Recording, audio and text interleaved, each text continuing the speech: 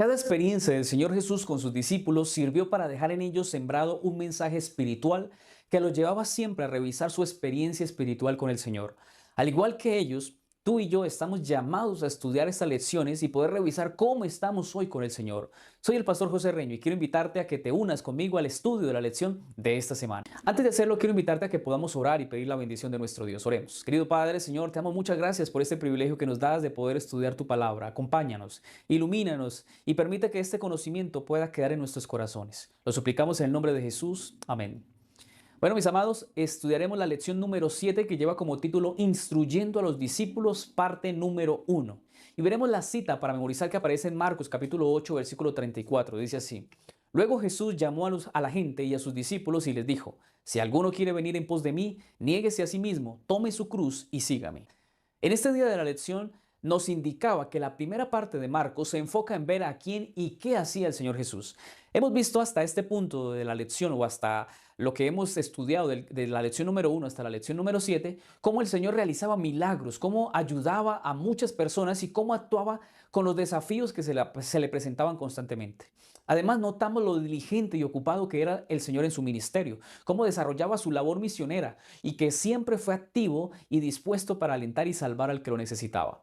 Ahora, vamos a ver la primera parte del libro de Marcos, capítulo 8, y veremos también el capítulo 9, donde veremos las instrucciones y las lecciones que el Señor quiere darnos a través de los discípulos, esas enseñanzas que a través de ellos les pudieron dar y que también sirve para cada uno de nosotros, que también somos sus discípulos. Algunos de los temas en cuestión que veremos esta semana son los siguientes. Hablaremos acerca del ciego sanado en Betsaida, ese ciego que requirió 2 veces, 2 toques para que el Señor lo sanara. También veremos la confesión de Pedro y cómo el Señor lo aplaudió, cómo lo reconoció, porque pues había dado una manifestación poderosa de quién era Jesús. Pero también vamos a ver acerca del primer anuncio que el Señor Jesús hace acerca de su muerte. Veremos también la transfiguración y cómo fue esa experiencia tan maravillosa para los discípulos que caminaron y que estuvieron con el Señor Jesús. También hablaremos acerca de el segundo anuncio que el Señor hace acerca de su muerte, anunciando que al tercer día iba a resucitar. También veremos acerca de quién es el mayor, esa pregunta que se hicieron los discípulos mientras iban caminando y Jesús después les pregunta por qué se hacían esa pregunta. Y veremos acerca de aquellos que predicaban el Evangelio, pero no seguían a Jesús, que no hacían parte de los discípulos del Señor, y lo que el Señor habla, que el que no es contra nosotros, por nosotros es o nos apoya. Y veremos acerca de las ocasiones en las que podemos caer y qué debemos hacer. En esta semana veremos algunos desafíos de ser y aceptar ser un discípulo del Señor. En esta semana obtendremos reflexiones que nos lleven a recordar o aprender de quién es Jesús para el verdadero discípulo del Señor. Quiero invitarte para que leamos Testimonios para la Iglesia, tomo 5, página 311. Dice así: La Biblia es completa, clara y precisa. Define con exactitud cuál debiera ser el carácter del verdadero discípulo de Cristo.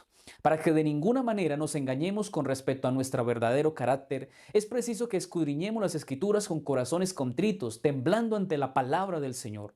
Hemos de esforzarnos con perseverancia para vencer el egoísmo y la confianza propia. El examen de conciencia ha de ser completo para que no exista ningún peligro de autoengaño. Quiero invitarte que en el estudio de esta lección puedas hacer de esta lección algo muy personal. Te evalúes y te desafíes a realizar un análisis personal de tu experiencia con el Señor Jesús. Y no pongas tu mirada en el hermano, ni en el anciano, ni en el pastor, sino que te fijes solamente en analizarte cómo estás tú hoy con Dios. En la lección del domingo, viendo claramente, aquí en este estudio veremos un milagro más que el Señor hace, un milagro a un ciego que necesitó del Señor y el Señor lo pudo sanar. Además, veremos una de las preguntas que personalmente siempre me han llamado la atención. Y es una pregunta que el Señor le hizo en el contexto de sus discípulos. Sin más preámbulos, te invito a que leamos el relato que aparece en Marcos capítulo 8, versículo 22 en adelante. Dice así: Vino luego a Betsaida y le trajeron un ciego y le rogaron que lo tocara. Entonces, tomando la mano del ciego, lo sacó fuera de la aldea, escupió en sus ojos, puso sus manos sobre él y le preguntó si veía algo. Él mirando dijo: Veo los hombres como árboles, pero los veo que andan. Luego le puso otra vez las manos sobre los ojos y le hizo que mirara, y fue restablecido.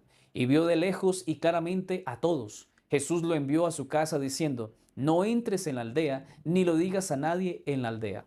En esta primera parte del relato de este día, vemos a los discípulos en un lugar, ese lugar llamado Betsaida. La Biblia nos indica que este era el lugar donde pertenecían Andrés, Felipe y Pedro.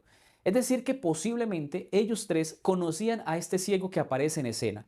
La Biblia dice que el Señor hace exactamente lo mismo que hizo con el sordomudo que vimos en la lección de la semana pasada en Marcos capítulo 7, que vimos la forma en que el Señor lo sanó, esa forma tan interesante, que lo llevó aparte al igual y usó su propia saliva para untar en los ojos y poner esa saliva en sus ojos y pues darle sanidad. Pero también dice la Biblia que puso su mano sobre el ciego y le pregunta que si podía ver. Este es un relato que pues solo aparece en el libro de Marcos y significa que no aparece en los otros evangelios, ni en Mateo, ni en Lucas, ni en Juan. Y aquí encuentro yo dos detalles por lo menos. El primero es que al parecer este ciego ya veía antes. Y esto lo digo porque él puede reconocer los hombres y puede reconocer a los árboles que dice él que caminaban. Ahora, si era ciego de nacimiento o nunca había visto, ¿cómo sabía que eran hombres y cómo sabía que eran árboles? Pues obviamente, pues podemos encontrar que posiblemente él no era ciego desde su nacimiento, sino que pudo ser ciego provocado por algo. Entonces, esto nos deja ver que primero este ciego reconoce lo que ve en su primer intento del Señor de poderlo sanar. Ahora, el segundo detalle que vemos aquí llama la atención porque podríamos preguntar por qué razón el Señor al primer intento pareciera que no lo sanó. Porque pues sabemos que ante la orden o el primer intento siempre funcionó y de manera inmediata obraba el Señor los milagros. Pero en esta ocasión pareciera que quedó borroso, como que el milagro no quedó completo. Y es aquí donde podemos encontrar que había un propósito en todos los planes del Señor. Por eso cuando leemos el contexto podremos entender mejor este asunto. Esto es usual con el Señor. Por ejemplo, la forma en que el Señor quería dar las lecciones, es importante que lo veamos en la forma en que Él lo hacía. Por ejemplo, vamos a ver que el Señor en una ocasión contando las parábolas, ya lo vimos en este estudio de este trimestre de la lección, vimos que el Señor Jesús contaba las parábolas y los discípulos en su momento no lo entendían. Entonces, después, ¿qué hacía el Señor Jesús? Los llevaba aparte, ya sea que los discípulos o el mismo Señor Jesús los confrontaba, les daba una idea clara de lo que Él quería enseñar en ese momento. También vimos, por ejemplo, cuando los fariseos se confrontaron al Señor Jesús y le pidieron que les diera una señal de que Él era el Mesías. Jesús obviamente no se la da, pero luego de ese encuentro, el Señor los lleva aparte y montados en la barca le dice a sus discípulos que se priven de consumir de la levadura de los fariseos. Y los discípulos, o una vez más, no entendieron a lo que el Señor Jesús se refería. Y pues el Señor les quería dar una enseñanza. Por eso el Señor les aclara y les dice que esa levadura, pues, bueno, ya eso ya es estudio, ya lo hicimos. Y pudimos ver que pues el Señor quería darles una enseñanza de que se privaran de las tradiciones y las enseñanzas de los fariseos. El Señor usaba, claramente hasta este momento hemos visto que el Señor usaba ejemplos de una experiencia real, de una experiencia práctica, y después ilustraba con una enseñanza espiritual. Es decir, el Señor usaba la teoría, pero también usaba la práctica y usaba momentos en específico que pasaban para dar una aclaración de lo que sucedía. Y claramente, seguido este asunto con este ciego, pues el Señor quería darles una lección del reino. Por eso vemos aquí al Señor tocando 2 veces al ciego. Y tú dirás, es que no lo supo sanar. No. Aquí hay una enseñanza, hay una lección que debemos entender, pero la vamos a entender si leemos o continuamos con el relato. Vamos a seguir con el relato que dice así. Salieron Jesús y sus discípulos por las aldeas de Cesarea de Filipo y en el camino preguntó a sus discípulos diciéndoles, ¿quién dicen los hombres que soy yo? Ellos respondieron, unos Juan el Bautista, otros Elías y otros algunos de los profetas. Entonces él les dijo, ¿y vosotros quién decís que soy yo? Respondiendo Pedro les dijo, tú eres el Cristo. Pero él les mandó que no dijeran esto de él a nadie. Es llamativo mencionar primero que en la sección que dijimos que se iniciaba al finalizar el capítulo 8 de Marcos hasta el capítulo 9, tomamos un rumbo de enseñanzas y donde el Señor establece un parámetro que se repite. Esta porción de Marcos contiene un patrón que se repite 3 veces. Primero, Jesús predice su muerte. Es lo que vamos a ver durante el estudio de estos capítulos. Incluso desde el capítulo 8 hasta el capítulo 10, vamos a ver que Jesús anuncia 3 veces que Él va a morir. Segundo, vemos a los discípulos que malinterpretan lo que es el verdadero discipulado. Y cada vez que lo malinterpretaban, entonces venía el tercer punto, porque Jesús les enseña que el verdadero discipulado tiene un costo.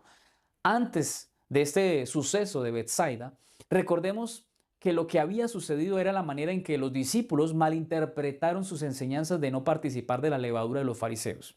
Incluso el Señor les dice a sus discípulos que viendo todos los milagros allí en el versículo 21, dice cómo era que no entendían lo que el Señor les decía.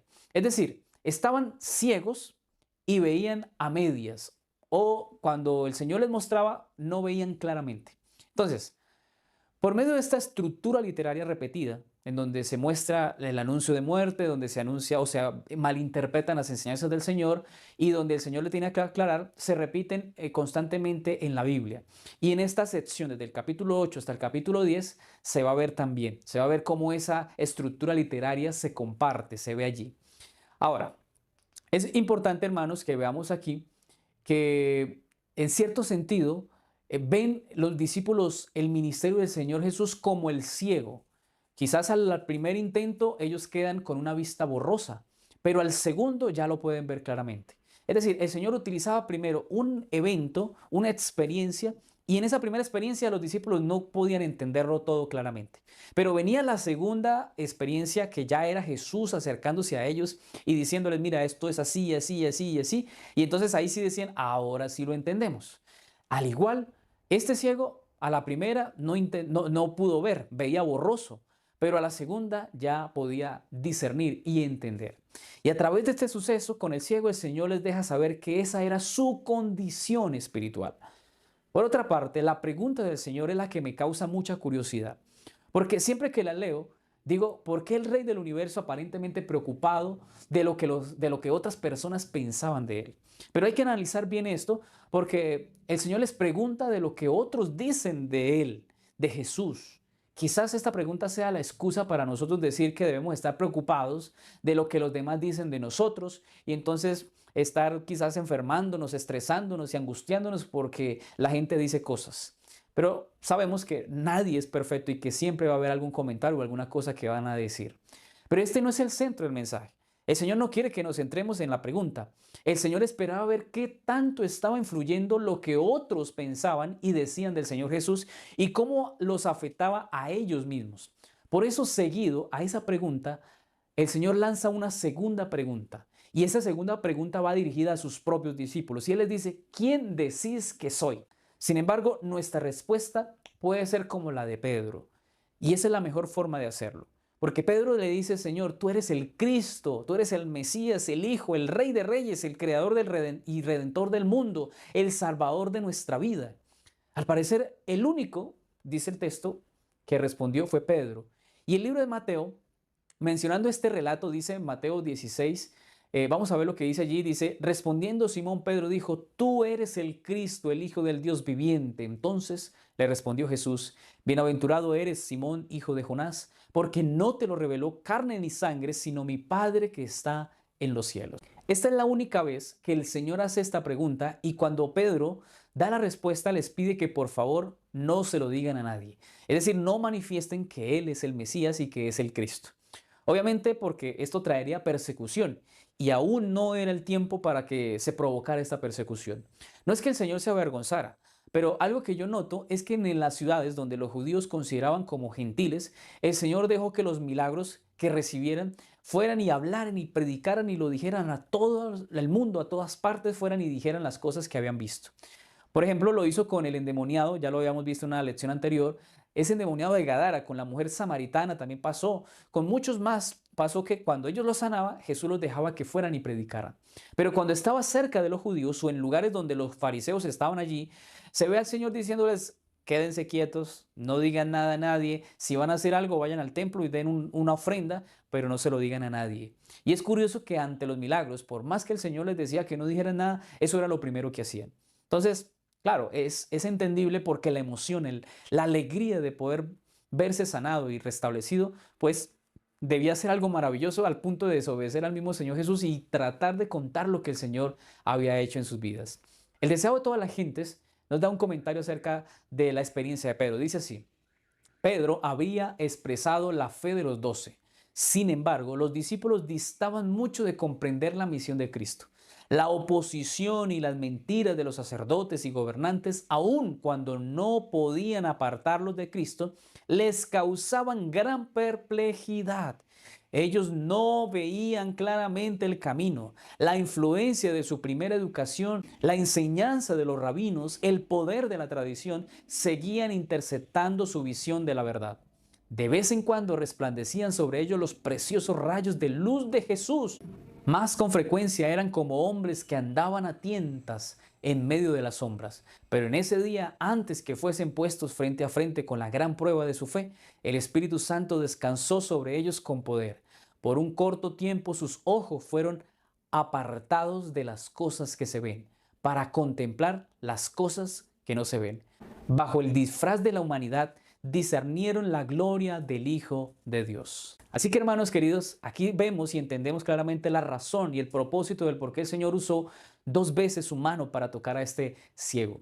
Claramente encontramos allí que el Señor quería que sus discípulos pudieran ver claramente quién era el Señor Jesús. En la lección del lunes, el costo del discipulado.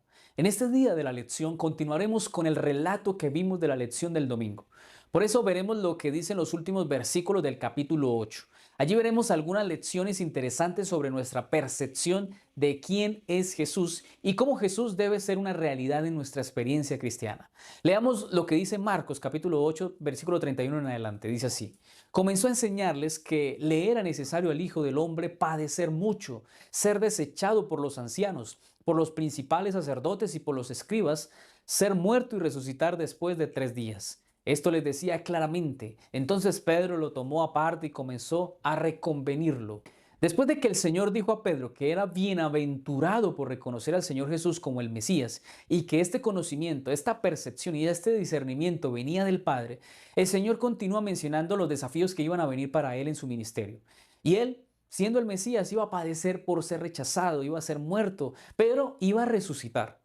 En este breve anuncio que el Señor Jesús le hace a los discípulos, escuchan por primera vez que el Señor iba a morir. El relato continúa, pero la respuesta del Señor, veámosla, porque allí dice en el versículo 33 lo siguiente: pero él, volviendo y mirando a los discípulos, reprendió a Pedro diciendo: quítate delante de mí, Satanás, porque no pones la mirada en las cosas de Dios, sino en las de los hombres. Y llamando a la gente y a los discípulos les dijo: si alguno quiere venir en pos de mí, niéguese a sí mismo, tome su cruz y sígame. Todo el que quiera salvar su vida la perderá, y todo el que pierda su vida por causa de mí y del Evangelio la salvará. Porque ¿de qué le aprovechará al hombre ganar todo el mundo si pierde su alma?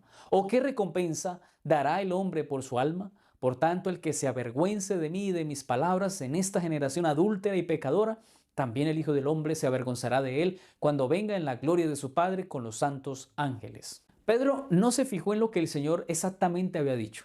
Si analizas bien, el Señor dijo que lo iban a desechar, que lo iban a perseguir y que lo iban a matar, pero no se le ve enfocado en lo que el Señor dijo que iba a resucitar.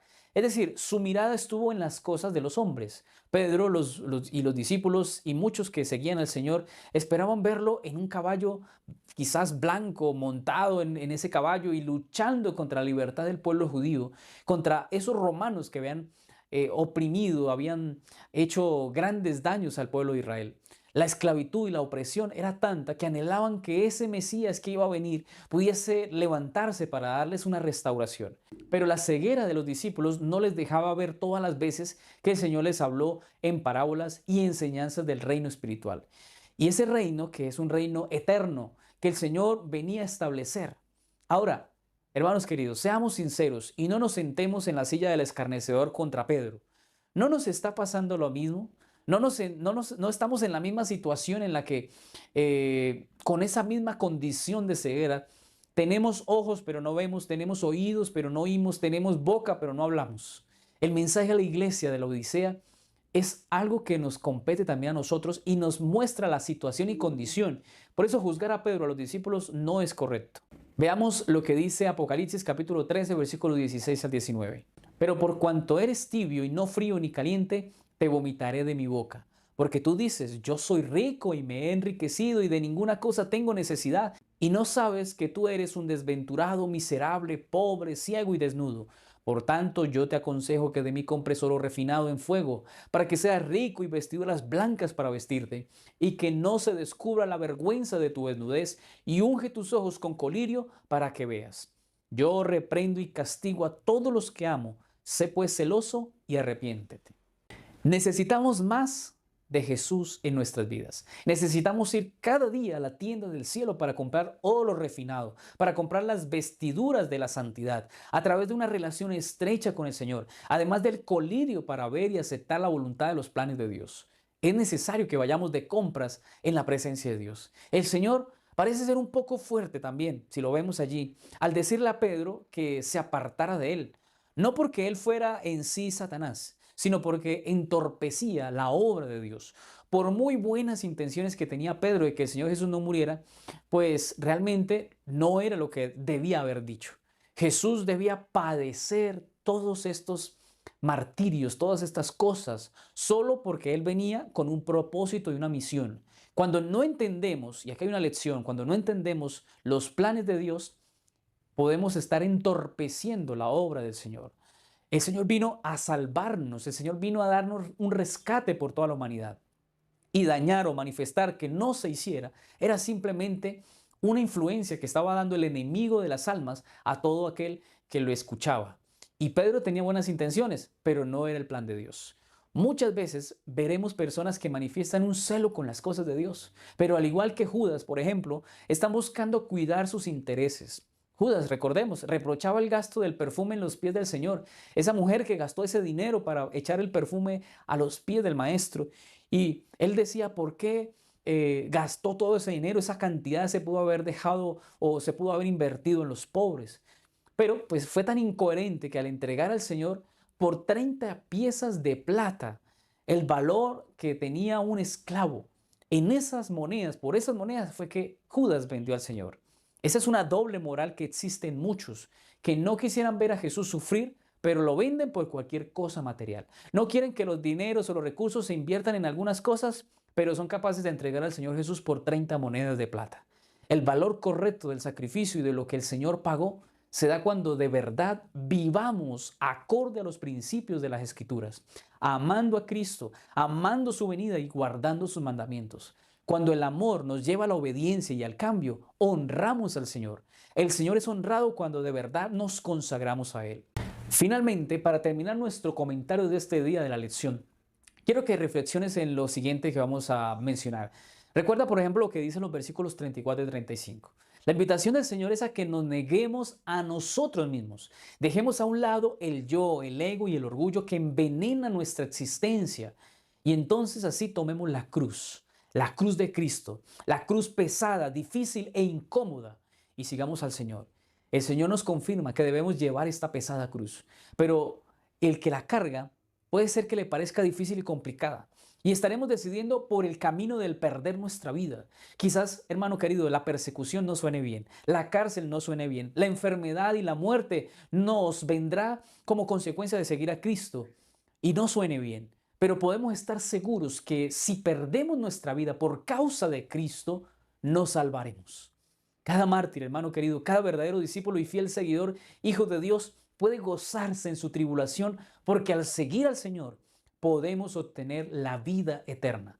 Si gastas, si pierdes o si dejas de ganar por Cristo, realmente estás dejando de obtener triunfos seculares en este mundo. Claro está, pero nuestro tesoro es Cristo. Y nuestros tesoros son hechos en el cielo. Y allí nadie ni nada nos los van a quitar. Por eso, hermanos, todo vale la pena. Todo lo que sea por Cristo vale la pena. Quiero leerte lo que dice Mensajes Selectos, tomo 1, página 100. Dice así: todo leal y abnegado obrero de Dios tiene la disposición de gastar y ser gastado por causa de otros. Cristo dice: el que ama su vida la perderá, y el que aborrece su vida en este mundo para vida eterna la guardará. Mediante esfuerzos fervientes y reflexivos para ayudar a donde sea necesario, el verdadero cristiano muestra su amor a Dios y a sus prójimos. Quizás pierda su vida en el servicio, pero cuando venga Cristo para reunir sus joyas, la encontrará otra vez. En el día martes, la lección es la montaña y la multitud. En este día de la lección veremos un interesante suceso que tres discípulos pudieron disfrutar y me estoy refiriendo a la transfiguración del Señor Jesús. Veamos el relato que aparece en Marcos capítulo 9, en los versículos 1 al 13, dice así. También les dijo, de cierto os digo que algunos de los que están aquí no gustarán la muerte hasta que hayan visto que el reino de Dios ha venido con poder. 6 días después, Jesús tomó a Pedro, a Jacobo y a Juan y los llevó aparte, solos a un monte alto. Allí se transfiguró delante de ellos. Sus vestidos se volvieron resplandecientes, muy blancos como la nieve, tanto que ningún lavador en la tierra los puede dejar tan blancos. Y vieron a Elías y a Moisés que hablaban con Jesús. Maestro, bueno es para nosotros que estemos aquí. Hagamos 3 enramadas, una para ti, otra para Moisés y otra para Elías. No sabía lo que hablaba, pues estaban asustados. Entonces vino una nube que les hizo sombra y desde la nube una voz que decía, este es mi Hijo amado, a él oíd. Y luego cuando miraron no vieron a nadie más con ellos, sino a Jesús solo. Aquí quiero mencionar algunos detalles. Primero, se dice que habían pasado 6 días. En el caso de Marcos y de Mateo, ellos dos concuerdan con los mismos 6 días, pero el libro de Lucas, al mencionar este relato en el capítulo 9, dice que habían pasado como 8 días. No está diciendo que eran 8 días, porque entonces diríamos que cada uno dijo una cosa diferente, sino como 8 días, es decir, no tenía bien el dato, pero gracias a Mateo y a Marcos podemos tener claridad que eran 6 días. En segundo lugar, se dice en Marcos que sus vestidos eran resplandecientes y blancos como la nieve. En el caso de Mateo, él dice otra cosa. Él dice que su relato, que aparece en el capítulo 17 de Mateo, dice que los vestidos eran blancos, sí, pero eran como la luz y como sus rostros eran como el sol. Son dos perspectivas distintas, pero con un mismo propósito, que era que lo que veían era hermoso, era resplandeciente y era blanco, era iluminado. Ahora, lo hermoso de los evangelios es que cada uno da su apreciación de lo que experimentó.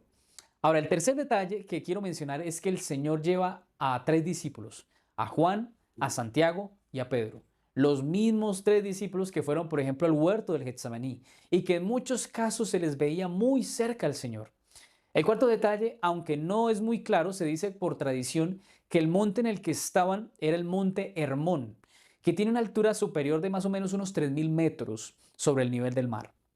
Si esto fue así, creo que fue un evento interesante a esa altura, donde el frío, quizás el oxígeno y quizás el cansancio podían haber hecho lo suyo.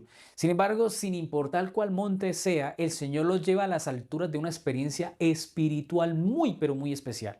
Pero quiero darte un dato para que lo analices. Siempre en la Biblia, cuando se habla de bajar a algún lugar, por ejemplo, cuando Sansón bajó a la tierra filistea, vas a notar que la relación o la experiencia de esas personas, aunque fue física, bajaron a un lugar, siempre tiene que ver con un enfoque espiritual. Y siempre que se habla de bajar, baja también en su vida espiritual y en su condición espiritual. Pero cuando se habla de subir, de igual forma se relaciona con un crecer en la experiencia con Dios. Por eso vemos, por ejemplo, a Moisés subiendo al monte a orar y a recibir los mandatos del Señor en el Sinaí, por ejemplo. Cuando el Señor lo llamó a morir, el Señor lo llevó a una experiencia para ver la nueva tierra que le iba a dar al pueblo de Israel, pero que lo iba a llevar al descanso. Pero ese descanso, obviamente, pues era la oportunidad de recibir vida eterna. También vemos a Elías en el Monte Carmelo cuando se enfrentó con todos los falsos profetas y allí tiene una experiencia de ver la mano de Dios. Además del Señor, porque el Señor Jesús también buscó el monte para enseñar y orar. Jesús subió aparentemente a este monte para llevarlos a una experiencia única y muy especial. Y precisamente al encontrarse también con esos dos que he mencionado, con Elías que subía al monte Carmelo y con Moisés que subió a muchos montes para recibir el llamado de Dios. Y esos 3 discípulos tienen la oportunidad de ver 2 de los héroes de la fe que subieron montes para encontrarse con Jesús. Y enseñarles a sus discípulos, el Señor quiso darles una mejor experiencia distinta, diferente a los otros discípulos. A ellos 3 les da esa oportunidad de que se pudiesen desafiar a subir ese monte con el propósito de encontrarse con el Señor y tener una experiencia importante. En quinto lugar, vemos a la voz del Padre que dice que Jesús era su Hijo amado, en quien Él se complace, y así como en su bautismo, que hacía su voluntad. En esta transfiguración el Señor Jesús es reconfirmado Y son estos tres discípulos los que se dan cuenta y entienden que el ministerio del Señor Jesús era apoyado por el cielo y que nada debía hacerles vacilar. Y la ceguera espiritual, que ya hemos visto en los relatos anteriores, ya debía desaparecer. Y ahora podían ver claramente con luz y claridad lo que el Señor había venido a hacer. La experiencia no termina allí. El relato sigue y nos menciona lo siguiente. Vamos a ver lo que dice la Biblia. Dice así: mientras descendían del monte, les mandó que a nadie dijeran lo que habían visto, hasta que el Hijo del Hombre hubiera resucitado de los muertos. Por eso guardaron la palabra entre sí, discutiendo qué sería aquello de resucitar de los muertos. Le preguntaron diciendo: ¿por qué dicen los escribas que es necesario que Elías venga primero? Respondiendo, él les dijo: Elías a la verdad vendrá primero y restaurará todas las cosas, pero ¿no dice la Escritura que el Hijo del Hombre debe padecer mucho y ser despreciado? Pero os digo que Elías ya vino y le hicieron todo lo que quisieron, como está escrito de él. Esta oportunidad un poco compleja debía ser reserva de sumario. Solo estaban autorizados hasta ver a Jesús resucitar. Después de eso podían contar lo que habían experimentado. El asunto queda así, pero le preguntan acerca de lo que los fariseos decían. Si analizas bien el contexto de lo que estamos leyendo, vas a encontrar que los fariseos, con sus tradiciones, enseñanzas y costumbres, afectaron mucho. Y ya lo vimos en una cita que leímos de Elena de White, cómo ellos, los fariseos y la costumbre o la cultura judía, habían afectado tanto en la vida de los judíos. Y por eso el Señor, en la pregunta de qué piensan los demás de Él, de lo que los demás pensaban del Señor Jesús, esperaba ver qué tanta influencia provocaban esas costumbres y tradiciones en su experiencia con el Señor Jesús. Pero al participar de esta experiencia de ver a Jesús transfigurado y ver a Elías y ver a Moisés, el Señor esperaba que su vida empezara a cambiar y claramente vieran más o mejor las cosas. Por eso los confronta de que ellos vieran cuál era el concepto de Jesús. Estos tres discípulos que lo estaban acompañando sabían de que el Mesías aparecería y que vendría primero el Elías. De los tres evangelios que hablan de este relato, solo Mateo en el capítulo 17 nos dice la respuesta claramente a quién se refería con ese Elías. Vamos a ver lo que dice allí, Mateo 17. Mas os digo que Elías ya vino y no lo conocieron, sino que hicieron con él todo lo que quisieron, así también el Hijo del Hombre padecerá de ellos. Entonces los discípulos comprendieron que les había hablado de Juan el Bautista. Seguido a este suceso especial, el relato nos muestra que el Señor, cuando bajó del monte, encontró a sus discípulos, qué interesante, rodeados por una multitud. Pero cuando vieron al Señor, esa multitud vio al Señor, todos se fueron corriendo y un padre especialmente, que tenía un hijo con posesión demoníaca, le suplica a Jesús que lo pueda ayudar, ya que él lo había intentado con esos 9 discípulos que se habían quedado en la parte de abajo del monte y no habían hecho nada, no habían podido sacar ese espíritu demoníaco. Cuando vemos el versículo 19, en adelante vamos a ver y conocer mejor lo que sucedió. Dice así: y respondiendo él les dijo: oh generación incrédula, ¿hasta cuándo he de estar con vosotros? ¿Hasta cuándo os he de soportar? Traédmelo. Y se lo trajeron, y cuando el espíritu vio a Jesús, sacudió con violencia al muchacho, quien cayendo en tierra se revolcaba echando espumarajos. Jesús preguntó al padre: ¿cuánto tiempo hace que le sucede esto? Y él dijo: desde niño. Y muchas veces le echa en el fuego y en el agua para matarle. Pero si puedes hacer algo, ten misericordia de nosotros y ayúdanos. Jesús le dijo: si puedes creer, al que cree, todo le es posible.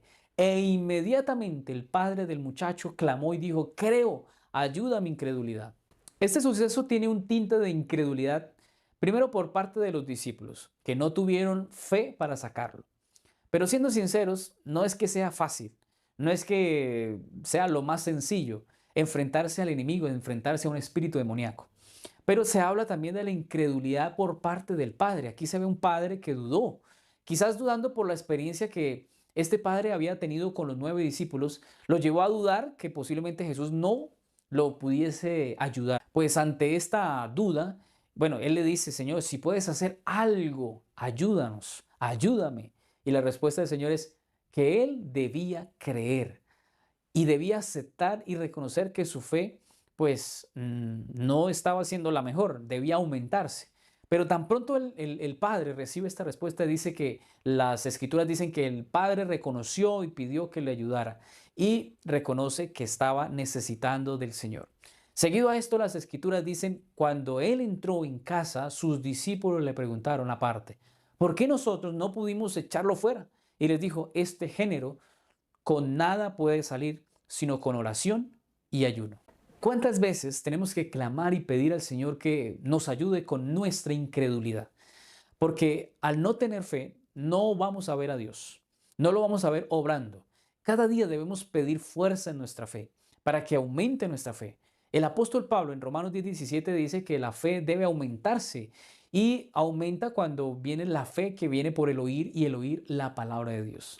Así que hermano querido, necesitamos oír a Dios a través de su palabra y estos mensajes que damos a través de la lección también nos ayudan a crecer en la fe. De eso no podemos dudar. Vamos a ver lo que dice el deseado de toda la gente en la página 396. Dice así, es la fe la que nos une con el cielo y nos imparte fuerza para luchar con las potestades de las tinieblas. En Cristo Dios ha provisto medios para subyugar todo rasgo pecaminoso y resistir toda tentación, por fuerte que sea. Pero muchos sienten que les falta la fe y por lo tanto permanecen lejos de Cristo. Confíen estas almas desamparadas e indignas en la misericordia de su Salvador compasivo. No se miren a sí mismas, sino a Cristo. El que sanó al enfermo y echó a los demonios cuando estaban entre los hombres es hoy el mismo Redentor poderoso. La fe viene por la palabra de Dios. En la lección del miércoles, ¿quién es el más grande? Aquí vamos a ver en este día de la lección otro momento privado entre el Señor Jesús y sus discípulos. Y aquí se hablan de tres temas. El primero, el Señor Jesús anuncia por segunda vez su muerte. El segundo tema es la conversación que tienen los discípulos preguntándose quién es el mayor.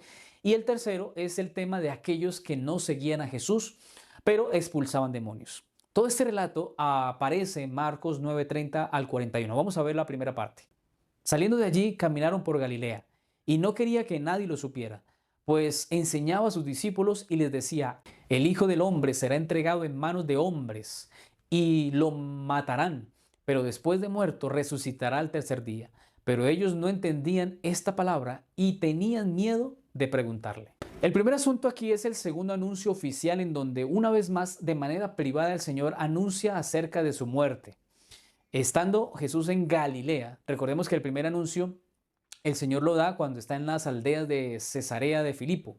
Añadiendo este anuncio, el Señor recuerda una vez más que va a padecer castigo, persecución y va a recibir la muerte. Sin embargo, otra vez a los discípulos pues les pasa lo mismo, no entienden el mensaje. Y qué frágil que somos nosotros y qué necesidad tenemos de adquirir de verdad sabiduría. Porque los discípulos no entendían. Y no entendían, una de las cosas más fuertes que no entendieran, que el Señor llegara a morir. Y también, ¿cómo es eso de la resurrección?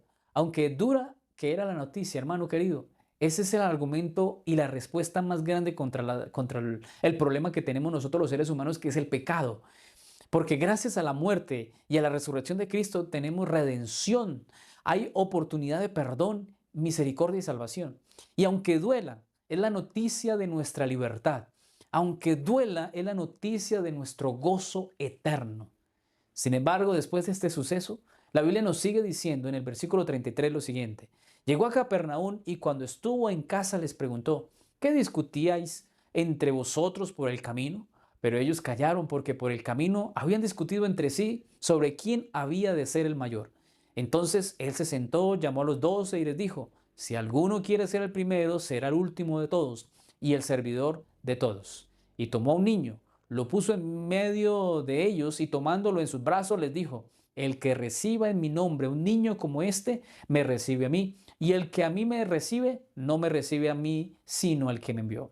Cuando llegaron a Capernaum, uno de los sitios que ya sabemos por lo que se ve en la Biblia eran de los más visitados del Señor, el Señor notó la discusión que tenían sus discípulos. En esta oportunidad los discípulos se preguntaban quién era el mayor en el reino de los cielos. Creo que es una pregunta absurda que no debe tener relevancia en nuestra vida. Porque seamos los primeros, seamos los segundos o los últimos, fuimos llamados a ser parte del reino y no importa en qué posición estemos, lo importante es que alcancemos la salvación.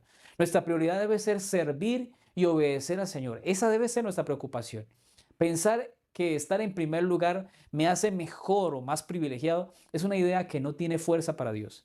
Esa no es el interés de Dios, buscar en qué parte estamos, en qué puesto nos encontramos. Quizás por eso el Señor dice que si alguno quiere ser el primero, esa es la ecuación que presenta el Señor. Si usted quiere ser el primero en el cielo, necesita ser el último aquí en la tierra y servir a todos. No se trata de puestos, hermanos. Vuelvo y digo, no se trata de puestos, no se trata de honores, no se trata de privilegios. Se trata de servir, incluso aunque en este mundo no recibamos nunca lo que merecemos. Es duro cuando lo que hacemos nadie lo valora. Pero recuerda algo, hermano querido, Dios, aunque parezca, aunque no parezca que tú sirves, aunque parezca que tú no haces, aunque parezca que nadie te lo valora, aunque parezca que nadie lo tiene en cuenta, el Señor te pondrá en su sala de honor. Seguido a esto, hermanos queridos, el Señor nos dará ese privilegio de estar con Él. Como ya hemos visto en su forma de actuar y de enseñar, siempre el Señor usaba sus palabras y enseñanzas con un ejemplo ocular, con una imagen práctica para dar el realce a la lección que Él quería enseñar. Esa oportunidad se da que el Señor toma a un niño y les dice, mire, si ustedes quieren ser los primeros, quieren ser de primeros, quieren ser los mayores, pues necesitan aprender de estos pequeños, de estos niños, de este niño pequeño que es humilde. Y por eso el Señor usa a un niño que en su manera de mostrar su ejemplo habla de la importancia de recibirlo, porque al hacerlo lo recibimos también a Jesús. Y si recibimos al Señor Jesús, pues recibimos al Padre. Ese es un claro ejemplo de que necesitamos humildad para ser grandes en el reino de Cristo y de que las medidas divinas son muy diferentes a nuestra manera de medir las cosas. Debemos aprender a ser últimos sirviendo a los demás. Después de este momento se da un cambio de conversación, un aparente cambio, que aparece desde el versículo 38 y dice así. Juan le respondió diciendo, Maestro, hemos visto a uno que en tu nombre echaba fuera demonios, pero él no nos sigue y se lo prohibimos porque no nos seguía. Pero Jesús dijo, no se lo prohibáis porque ninguno hay que haga milagro en mi nombre que luego pueda hablar mal de mí. Pues el que no está contra nosotros, por nosotros está. Y cualquiera que os dé un vaso de agua en mi nombre porque soy de Cristo, de cierto os digo que no perderá su recompensa. Este suceso puede mostrar algo muy interesante, aunque pues no tenemos todos los detalles. Podemos ver que habían personas que usaban el nombre de Cristo para expulsar demonios. Puede ser que fueran personas sinceras, que no eran famosas, que no eran conocidos, pero que escucharon a Jesús y quisieron ser sus discípulos, pero lo hacían a su manera, quizás aparte. Pero a través de Cristo podrían estar ensanchando el reino de Cristo, predicando el amor de Jesús. O puede ser que como el Señor ya había llegado a sonar en muchos lugares, había crecido de aparentemente su fama, se estaban aprovechando de esto para predicar y usar el nombre del Señor, adquiriendo riquezas, buscando beneficios personales. Siempre, hermanos queridos, habrán dos grupos, los que predican y hablan del Señor por amor y por convicción, sin esperar nada a cambio, o aquellos que lo hacen porque pues, les parece que es el mejor negocio, quizás haciendo que ese evangelio les traiga algún interés económico o un interés de fama y reconocimiento. Sin embargo, la respuesta del Señor es no importa, déjenlos que hablen, y da una dirección de su respuesta que me llama la atención, porque aunque no esté en el grupo y no hable en contra del ministerio de Cristo, entonces realmente es de Cristo. Pablo incluso llega a decir algo similar. Mira lo que dice la palabra de Dios. Dice así, a decir verdad, algunos predican a Cristo por envidia y por pelear, pero otros lo hacen de buena voluntad. Unos anuncian a Cristo por pelear y no con sinceridad, pues creen que así añaden aflicción a mis prisiones. Pero otros lo hacen por amor y saben que estoy aquí para defender el Evangelio. ¿Qué diré entonces? Pues que a pesar de todo y de todas maneras, sea por pretexto o por verdad, Cristo es anunciado. Y en esto me gozo y me gozaré aún. Aquí vemos entonces claramente que lo que importa es que las personas estén predicando a Cristo. No importa de qué religión es. Ahora, lo que sí es importante es que la persona que esté predicando no puede ir en contra del ministerio de Cristo. Si va en contra del ministerio de Cristo, sus milagros, sus predicaciones y todo lo que pueda hacer, realmente no viene de Dios. Por eso, preocupémonos en avanzar, en seguir a Jesús, en caminar con Jesús y hacer todo para su honra y su gloria. La lección del jueves, la persona sana en el infierno. En esta sexta parte de la lección veremos la última parte del capítulo 9 de Marcos. Por eso veamos lo que nos trae para este día. Marcos 9, 42 al 50 dice así: a cualquiera que haga tropezar a uno de estos pequeñitos que creen en mí, mejor le sería que se le atara una piedra de molino al cuello y se le arrojara al mar. En esta primera parte vemos al Señor refiriéndose a los pequeñitos. Esto puede referirse a el niño que puso en medio de sus discípulos para hablar de quién era el mayor en el reino. Esto parece que está en el mismo contexto. Posiblemente sea a esto que se refiere porque el contexto no lo deja saber. Sin embargo, puede referirse también a los pequeñitos con referencia a los que tienen poca experiencia en la fe. Es decir, a aquellos que son nuevos en la iglesia, aquellos que llevan poco en los caminos del Señor. Sin embargo, dice que extraviarlos, hacerlos caer o llevarlos a tropezar es mejor atarse una piedra al cuello y arrojarse al mar. Esta es una manera del Señor manifestar lo fuerte que es para Él, ese vínculo que tiene con los pequeñitos y que no va a permitir que quien haga desviar o apartar a aquellos pequeñitos se queden sin su castigo. El relato continúa y por eso veamos lo que sigue diciendo acerca de esto el versículo 43. Dice: si tu mano te es ocasión de caer, córtala, porque mejor te es entrar en la vida manco que teniendo dos manos ir al infierno, al fuego que no puede ser apagado, donde el gusano de ellos no muere y el fuego nunca se apaga. Y si tu pie te es ocasión de caer, córtalo, porque mejor te es entrar en la vida cojo que teniendo dos pies ser arrojado al infierno, al fuego que no puede ser apagado, donde el gusano de ellos no muere y el fuego nunca se apaga. Todos serán salados con fuego y todo sacrificio será salado con sal. Buena es la sal, pero si la sal se hace insípida, ¿con qué la sazonaréis? Tened sal en vosotros mismos y vivid en paz los unos con los otros. Hasta aquí se habla de, primero, ponerse una piedra de molino y echarse al mar. Segundo, cortarse la mano. Tercero, si el pie nos es ocasión de caer, pues debe ser cortado. Y cuarto, si el ojo es ocasión de caer, pues deberíamos sacarlo. Cualquiera, al ver estas cuatro cosas, teme por su cuerpo y por su vida.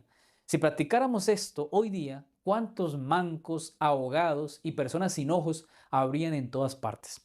Y esto por causa de nuestro mal testimonio y nuestra mala influencia, ya sea con los niños o con nuestros hermanos más nuevos, que son nuestros hermanos nuevos creyentes en la fe. En este texto se ven dos temas que son conflictivos. El primero, si debemos cortarnos, sacarnos y amputarnos lo que sea necesario para salvarnos. Obviamente que la respuesta es un no. El Señor no nos ha pedido que nos mutilemos y nos deshagamos de aquello que nos hace caer, hablando de nuestro cuerpo. Claramente el Señor usa una, podemos decirlo así, exageración para indicarnos de lo grave que es ser un incitador, un tentador y un instrumento del enemigo para desviar a las demás personas. Y usa esta ilustración para llevarnos a que veamos lo extremo y lo delicado que es que hagamos desviar a aquellos pequeños. Es decir, la ilustración nos lleva a mirar que para el Señor es un tema importante que no seamos piedra de tropiezo para los demás.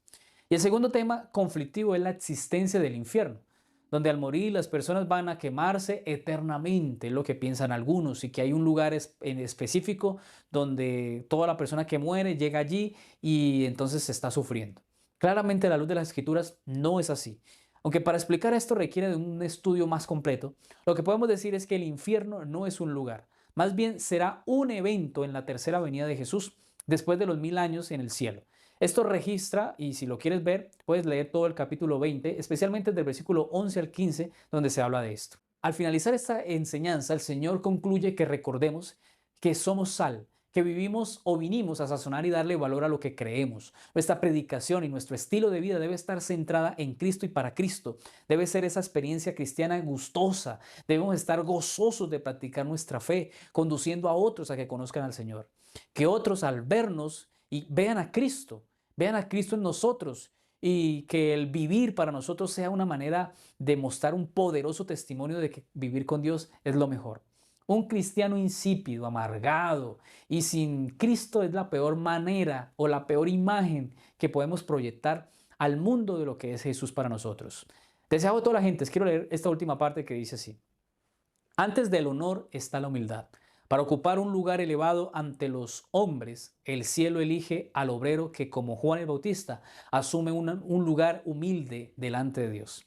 El discípulo que más se asemeja a un niño es el más eficiente en la labor para Dios. Los seres celestiales pueden cooperar con aquel que no trata de ensalzarse a sí mismo, sino de salvar almas. En la lección del día viernes para estudiar y meditar, recordemos primero que en el trimestre pasado tuvimos la oportunidad de leer y estudiar el capítulo el libro del conflicto de los siglos. En esta ocasión, en el estudio de este trimestre, hemos tenido la oportunidad de acercarnos al libro del deseado de todas las gentes, en el que nos ha ilustrado un poco mejor cada uno de los aspectos relacionados con la lección.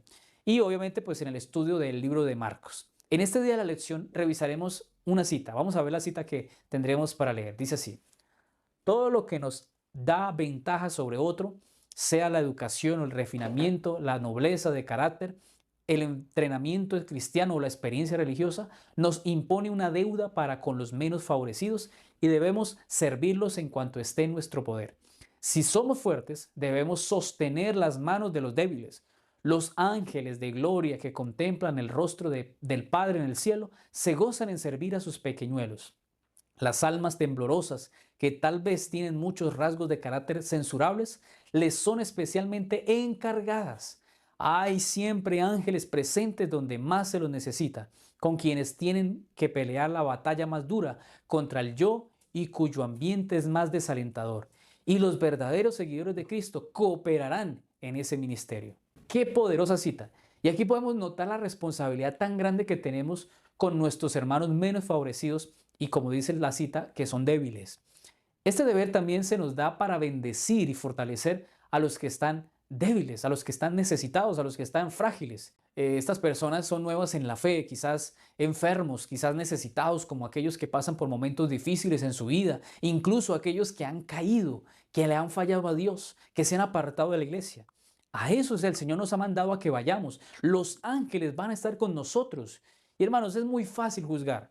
Es muy fácil criticar, es muy fácil poner el dedo acusador, buscando culpables, reprochar a las personas, decirle que al que se equivoca, que se equivocó, pero a todos, hermanos, y a cada uno de nosotros, si hemos sido llamados para alentarnos los unos a los otros, para motivarnos los unos a los otros, para ayudarnos y salvarnos entre nosotros como un solo pueblo. Por eso quiero invitarte a que pongas mucha atención, porque esta última cita que quiero leerte es importante y no te distraigas, y si necesitas parar este video, hazlo y haz una reflexión en la imagen y en la cita que va a aparecer en pantalla. Léela muy bien, pon mucha atención, mira lo que dice. Al abrir vuestra puerta a los menesterosos y dolientes hijos de Cristo, estáis dando la bienvenida a ángeles invisibles. Invitáis la compañía de los seres celestiales. Ellos traen una sagrada atmósfera de gozo y paz.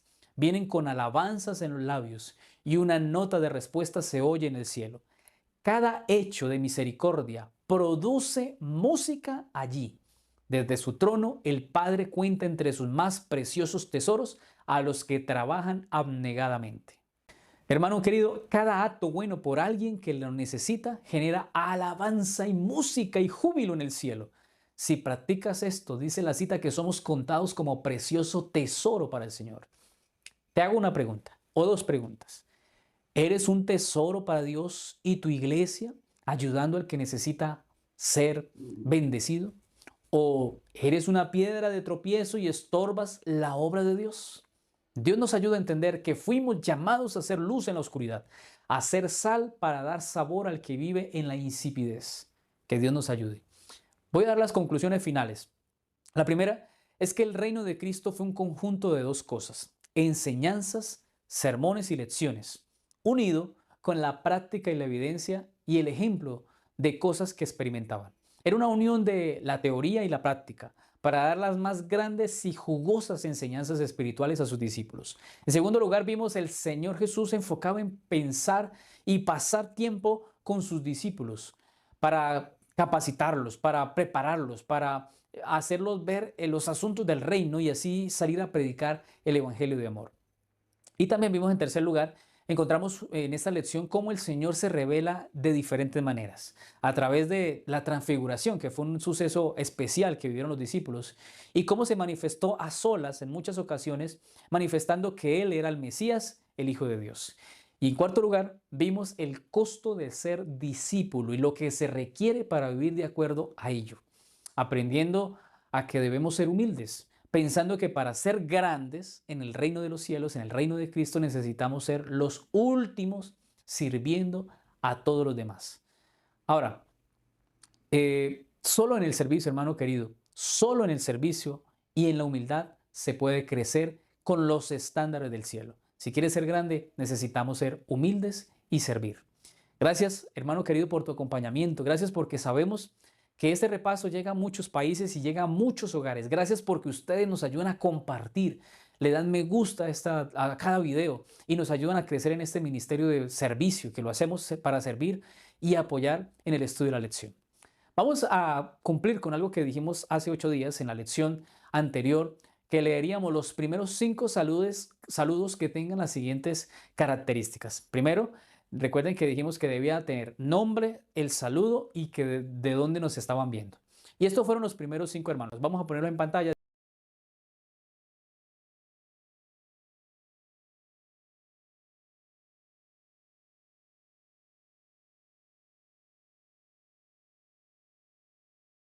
Gracias a todos los hermanos que colocaron y cumplieron con este reto.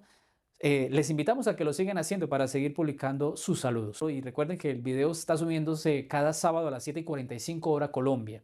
No sé los demás horarios, qué horario manejan ustedes, pero ese es el horario de Colombia y todos los que deseen pueden estar conectaditos en el canal de YouTube del Pastor José Reño, en este canal, y podrán ver el video de la lección que inicia cada sábado a las 7:45 de la mañana. Gracias, hermanos. Vamos a orar para permitir que Dios nos ayude y nos bendiga. Oremos. Querido Padre, gracias te damos, porque esta lección nos acerca más a ti, nos lleva a reflexionar acerca del discipulado que debemos tener contigo.